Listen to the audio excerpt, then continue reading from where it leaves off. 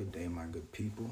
I'm Derek Wilmore Jr., and I'm here to speak with you all about who really killed Martin Luther King. And so, my article, Washington Post, 1993, it's going to really focus on James Earl Ray and his participation and exactly what did or did not add up according to this article and evidence that was compiled over the years. So, this is over 20 years after MLK is assassinated, but James Earl Ray, there's still questions behind his participation.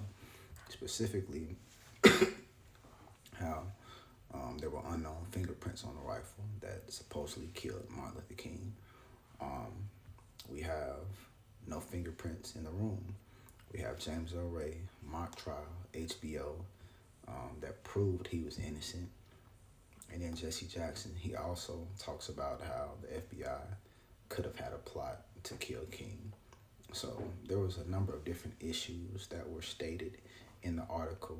Now specifically, another source to complement this newspaper article is going to be the book, The Plot to Kill King. So it was written by William Pepper, and this is going to be a family friend of Martin Luther King, but also the lawyer of the King family. 1999, he takes them to court, and he proves that the government actually had a plot to kill King, that it wasn't just the government, but it was the Memphis Mafia, Memphis Police, State Police, and other government agencies that were all in cahoots and had this total plot and plan to kill Martin Luther King.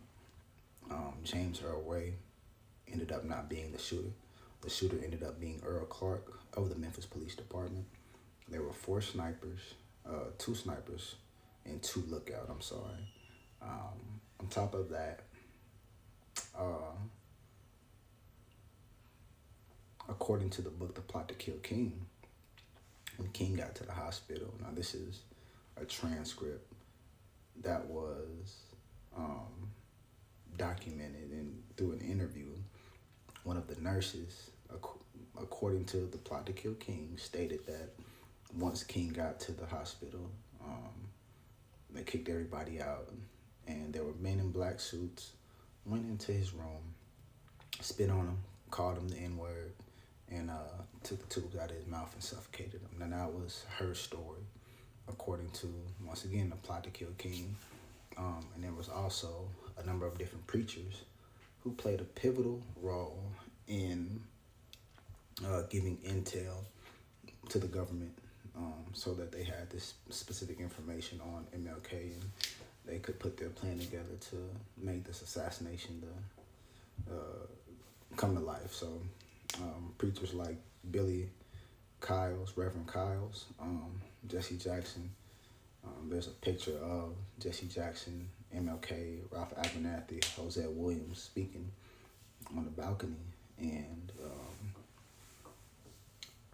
the snipers, there was a message relayed to the snipers, and the message was friendlies will not be wearing ties. And that same day that MLK was assassinated, Jesse Jackson was going back and forth with MLK about wearing a tie. MLK was like, you need to, we wear a tie, that's what we do. You need to uphold the standard. And Jesse Jackson just was not going for it. And so there's all this information regarding who killed Martin Luther King, why, and the actual plot.